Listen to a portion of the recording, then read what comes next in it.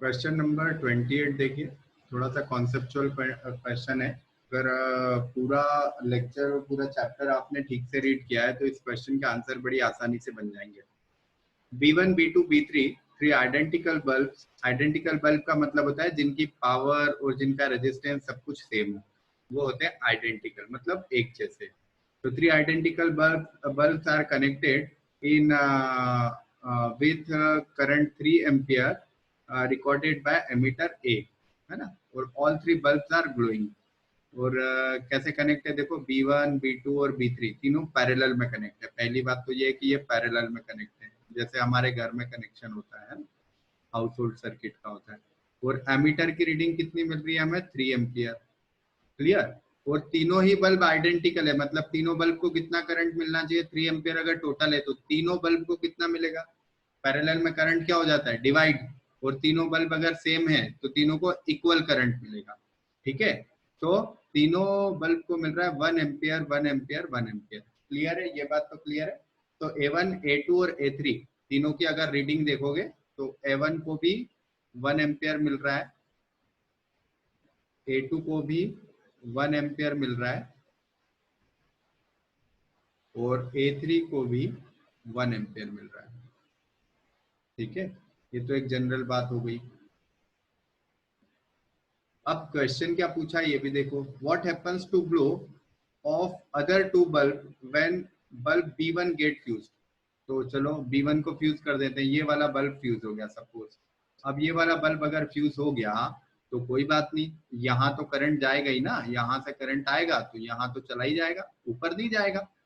Fuse होना मतलब ये वाला सर्किट ओपन हो गया, तो अब यहाँ करंट नहीं जा सकता, इधर इस डायरेक्शन में अब करंट नहीं जा सकता। लेकिन ये B2 बल्ब में तो जाएगा और B1 बल्ब में भी जाएगा। ठीक है, और कितना करंट जा रहा था, 1 एम्पियर। सो 1 एम्पियर 1 एम्पियर दोनों में जाएगा।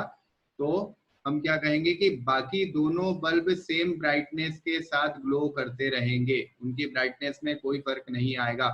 हमारे घर का अगर कोई एक अप्लायंस, जो अप्लायंसेस होते हैं उनमें से कोई एक इंस्ट्रूमेंट हमारा बंद भी हो जाए तो क्या बाकी सारे बंद हो जाते हैं, नहीं, बाकी सारे तो वैसे ही चलते रहते हैं। तो यहाँ भी सेम वैसा ही है, तीनों बल्ब पैरेलल में लगे इसलिए एक कोई भी बल्ब बंद हो जाए बाकी दोनों बल्ब पे कोई भी इम्पैक्ट नहीं आएगा। नेक्स्ट क्वेश्चन है, what happen to the reading A1, A2 and A3 and A when the B2 gets fused। अगर B2 फ्यूज हो जाए तो क्या होगा, तो चलो दूसरे केस में समझ लेते हैं। ये B2 फ्यूज हो गया हमारा, तो B2 में करंट जाएगा ही नहीं, मतलब A2 की रीडिंग कितनी हो जाएगी सेकंड केस में। सेकंड केस में A2 की रीडिंग हो जाएगी 0। A2 की रीडिंग कितनी हो गई, 0 एम्पियर। ठीक है, और बाकी A1 और A3 में कोई डिफरेंस आएगा क्या, नहीं, A1 में भी 1 एम्पियर और A2 में भी सॉरी A3 में भी 1 एम्पियर। और A में कितना होगा, अरे A में जितना बाकी दोनों में है, दोनों में जो गया है 2 एम्पियर, तो 2 एम्पियर A में चला जाएगा। थर्ड क्वेश्चन देखिए, how much power is dissipated in the circuit when all three bulbs are glowing. तो देखो एक किसी को भी देख लेते हैं, बल्ब में करंट कितना जा रहा है और पोटेंशियल कितना है, वही पावर होती है। So P is equal to V into I. कितना वोल्टेज है, पोटेंशियल कितना है 4.5 वोल्ट। तीनों बल्ब को 4.5 मिलेगा, क्यों, क्योंकि तीनों बल्ब पैरेलल में, और पैरेलल में पोटेंशियल सेम होता है, सीरीज में करंट सेम होता है, ये बात याद रखिए। तो 4.5 वोल्टेज हुआ और करंट कितना है 1 एम्पियर, तो कितना हुआ 4.5 वाट। लेकिन ये एक बल्ब का है, आपके पास कितने बल्ब है, 3 बल्ब है। So total power is 3 into 4.5, that is 13.5 watt। आ गई बात समझ में, ये आपकी टोटल पावर होगी। क्लियर, कोई डाउट इसमें। नेक्स्ट क्वेश्चन देखिए 29 नंबर के क्वेश्चन में देखिए क्या आ रहा है। 29 नंबर का क्वेश्चन है, 3 bulb of 100 watt each are connected in series। तीनों बल्ब कैसे कनेक्ट हैं, तीनों ही बल्ब सीरीज में कनेक्ट हैं, 1 2 एंड 3, तीनों ही बल्ब कैसे कनेक्ट है, सीरीज में कनेक्ट है, ठीक है। और फिर क्या पूछा है, इन circuit, in another circuit another set of 3 bulb of same wattage are connected in parallel। तो एक है जिसमें कैसे कनेक्ट है बल्ब, पैरेलल में कनेक्ट है,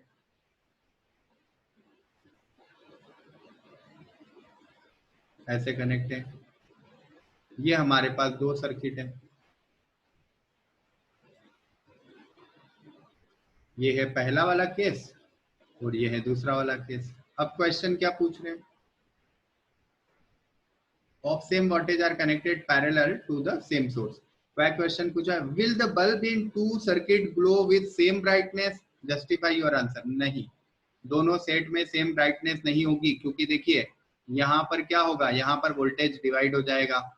अगर टोटल वोल्ट आपने 220 या 200 दिया है तो सभी को 200 अपॉन 3 वोल्ट मिलेगा, इसे भी 200 अपॉन 3 मिलेगा, इसे भी 200 अपॉन 3 मिलेगा। लेकिन यहाँ पर सबको सेम वोल्टेज मिलेगा। अगर आपने 200 दिया है तो सभी को 200 मिलेगा, because they are in parallel. ये सारे बल्ब जो है ये कैसे हैं, पैरेलल में, ठीक है। Next, now let one bulb in both the circuit get fused. दोनों सर्किट में अगर एक बल्ब फुल फ्यूज हो जाए तो क्या होगा, तो देखो इसमें अगर कोई भी बल्ब फ्यूज हो गया, मान लो ये बल्ब फ्यूज हो गया, तो आगे करंट सप्लाई नहीं होगी, और सप्लाई नहीं होगी तो सर्किट ब्रेक हो जाएगा। मतलब ये बल्ब फ्यूज हुआ तो सर्किट ब्रेक हो जाएगा, और सर्किट ब्रेक हो जाएगा तो सप्लाई होगी नहीं, और सप्लाई नहीं होगी तो कोई भी बल्ब नहीं चलेगा। No bulb will glow.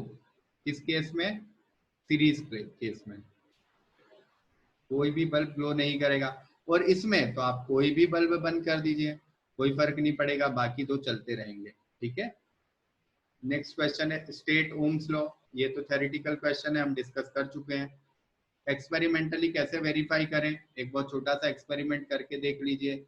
एक रॉड लीजिए, उसकी लेंथ पहले एल ले लीजिए, फिर उसके बाद 2L लेंथ ले लीजिए, फिर उसका उससे करंट की वैल्यू मेजर कर लीजिए, एमीटर लगा दीजिए, यहाँ पे वोल्ट मीटर लगा दीजिए, या बैटरी लगा दीजिए, ये बैटरी लगा दी, फिर रास्ते में एक एमीटर लगा दिया, और चेक कर लीजिए कि एल लेंथ पे कितना करंट आ रहा है, 2L पे कितना करंट आ रहा है, पता चल जाएगा। रेजिस्टेंस कितना है, ये ओम्स लॉ वेरीफाई हो जाएगा, ठीक है। एक हमने ग्राफ भी बनाया था, वैसा ही है बिल्कुल। तो अगर आपने रीड किया होगा ठीक से तो आपको पता चल जाएगा। Does it hold good conductors at all condition, नहीं, हाई टेम्परेचर पे ये कंडक्टर्स को भी ओबे नहीं करता है। Ohm's law does not obey conductors at high temperature, conductors भी ओबे नहीं करते हैं ओम्स लॉ को हाई टेम्परेचर पे। तो ये बात जो है यहाँ ध्यान रखिए। Does it hold good under all condition, no, it does not hold at high temperature. Next question है what is the electrical resistivity. तो रेजिस्टिविटी के लिए हमने फॉर्मूला बनाया है R is equal to rho L upon A। What is its unit, तो unit आप बना सकते हो यहाँ से, देखिए क्या होगा, R into A upon L equal to rho. तो क्या यूनिट बनेगी, रेजिस्टेंस की बनी ओम, इसकी बनी मीटर स्क्वायर एरिया की, और लेंथ की बनी मीटर। सो मीटर से मीटर स्क्वायर कट करोगे, ओम इंटू मीटर, तो ये बन जाएगी ओम इंटू मीटर, ठीक है। रेजिस्टिविटी की यूनिट बन गई। Describe experiment to study the factors on which resistance of conducting wire depends. तो ये वाला एक्सपेरिमेंट हम कर सकते हैं, यही ऐसा ही एक्सपेरिमेंट कर सकते हैं। लेंथ बढ़ा देते हैं, एक बार मटेरियल चेंज कर देते हैं, एक बार area of cross section change कर देते हैं, और हम इस एक्सपेरिमेंट को कर सकते हैं। आ रही है ना बात समझ में। एक बार कंडक्टर लिया, उसकी लेंथ ले लिया आपने L, फिर दूसरी बार लिया, एक बार L ली, दूसरी बार 2L ले ली, एक बार एरिया A लिया, एक बार एरिया 2A ले लिया, एक बार कॉपर मटेरियल ले लिया, एक बार निकल मटेरियल ले लिया। तो सभी में आपको पता चल जाएगा कि रेजिस्टेंस कैसे कैसे चेंज कर रहा है। नेक्स्ट क्वेश्चन है how will you infer with the help. ये सारे क्वेश्चंस हम लोग डिस्कस कर चुके हैं थ्योरी में, जब हमने लास्ट के जो लेक्चर डिस्कस किए थे उसमें एनसीईआरटी हमने सारे वर्ड टू वर्ड एनसीईआरटी को रीड किया है। तो ये सारे एक्सपेरिमेंट हम वहां पे कर चुके हैं। नेक्स्ट क्वेश्चन है, how will you infer with the help of an experiment that the same current flows through every part of circuit containing 3 resistance in series connected to a battery। याद करिए, एक एक्टिविटी दी हुई है NCERT में जिसमें resistances ऐसे connect किए थे और सभी जगह पे अलग अलग जगह पे एमीटर कनेक्ट करके और चेक किया था। ये थी ना, ये एक बार एमीटर को यहाँ कनेक्ट किया, एक बार एमीटर को यहाँ कनेक्ट किया, एक बार एमीटर को यहाँ कनेक्ट किया और देखा कि सभी जगह पे एमीटर की रीडिंग सेम है। तो इससे पता चलता है कि करंट जो होता है वो सीरीज में सेम होता है। ठीक है, ऐसे ही सेम वैसा ही एक एक्सपेरिमेंट हमने वोल्टमीटर के लिए भी किया है कि पैरेलल में सभी रेजिस्टेंस के साथ में हमने वोल्ट मीटर कनेक्ट कर दिए और सब में देखा कि सभी में वोल्टेज सेम आ रहा है ना। तो ये वाला भी हमारा एक्सपेरिमेंट हो चुका है। नेक्स्ट क्वेश्चन देखते हैं। नेक्स्ट क्वेश्चन है 35, 34 तक कर लिया ना हमने, 33 तक क्वेश्चन कर लिया, 34 एंड 35, 34 नंबर क्वेश्चन और करना है हमें। 34 देखते हैं हम। Find out the following in electric circuit given in figure. ये फिगर दिया है, इस फिगर में हमें बताना है क्या क्या। Effective resistance of 2 8 ohm resistor, ये दोनों के कॉम्बिनेशन का इफेक्टिव बताइए कितना होगा। 1/8 plus 1/8 is equal to 1/r। कितना हो जाएगा, r इक्वल टू हो जाएगा 4 ओम। ठीक है, ऐसा होता ही है, दो इक्वल रेजिस्टेंस अगर पैरेलल में हो तो उनका हाफ हो जाता है।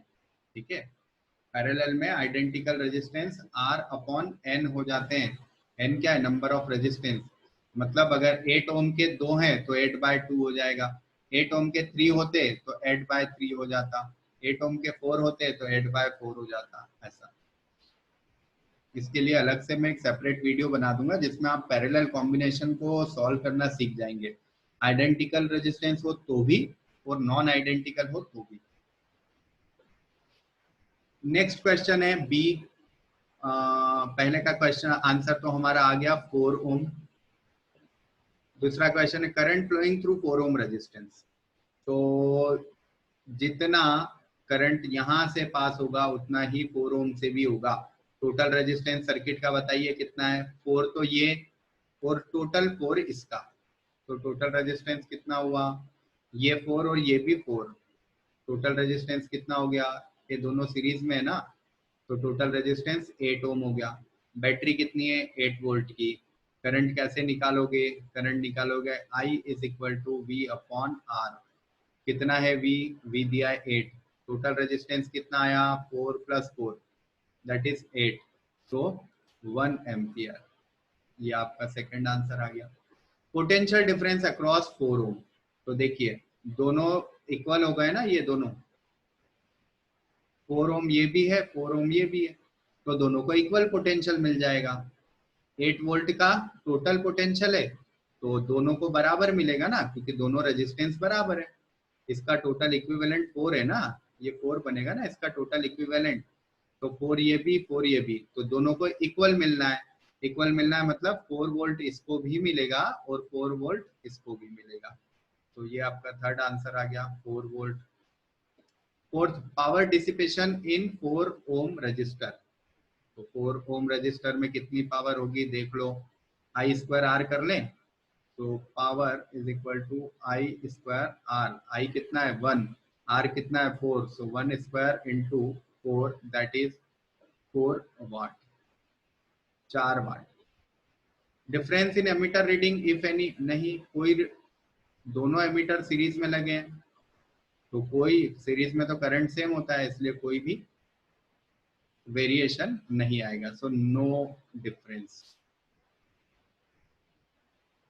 ठीक है, कोई भी डिफरेंस नहीं होगा। क्लियर। क्वेश्चन नंबर 34 है जूल सीटिंग इफेक्ट। तो जूल सीटिंग इफेक्ट भी हमने अभी एनसीईआरटी रीड की है तो पता चल ही गया है हमको। क्या होता है कि जब भी किसी कंडक्टर से करंट पास होता है तो हीट प्रोड्यूस होती है, वही जूल सीटिंग इफेक्ट होता है। ये हमने रीड कर लिया है, तो इसका आंसर तो आप एनसीईआरटी से लिख सकते हैं, और हमने उस समय डिस्कस भी किया है इसका answer. How can it demonstrated experimentally? तो एक्सपेरिमेंटली बहुत ही आसानी से कर सकते हैं आप। जो जूल ने एक्सपेरिमेंट किया था वही एक्सपेरिमेंट आप भी कर लीजिए। एक वाटर टब लीजिए और वाटर टब में एक रॉड डाल दीजिए, ठीक है। ये एक रॉड हमने डाल दी वाटर टब में, पहले इसमें वाटर फिल कर दीजिए, और इस रॉड को हमने क्या किया, सप्लाई से कनेक्ट कर दिया, इलेक्ट्रिक सप्लाई से आई करंट दे दिया इसको। अब थोड़ी देर बाद देखेंगे कि वाटर का टेम्परेचर जो है वो क्या हो गया, इंक्रीज हो गया। तो इससे क्या पता चला, टेम्परेचर इंक्रीज हो गया, इससे क्या पता चला कि करंट जो है उसने हीट दी है किसको, वाटर को। तो ये एक एक्सपेरिमेंट हो गया। 4 एप्लीकेशंस एनसीईआरटी में दी है, electric oven, electric iron, electric heater, electric geyser, है ना, इलेक्ट्रिक टोस्टर, ऐसे बहुत सारे एप्लीकेशंस हैं जो जूल सीटिंग इफेक्ट पे काम करते हैं, ठीक है। तो ये आपके 34 एंड 35 क्वेश्चन भी हम कर ही चुके हैं। अगर आपको किसी क्वेश्चन में कोई भी प्रॉब्लम आई है एग्जाम्पलर के, तो मुझे आप कमेंट कर दीजिए। उससे रिलेटेड कोई सिमिलर प्रॉब्लम को हम एक बार और डिस्कस कर लेंगे, तो शायद उसमें डाउट आपका क्लियर हो जाए, ठीक है।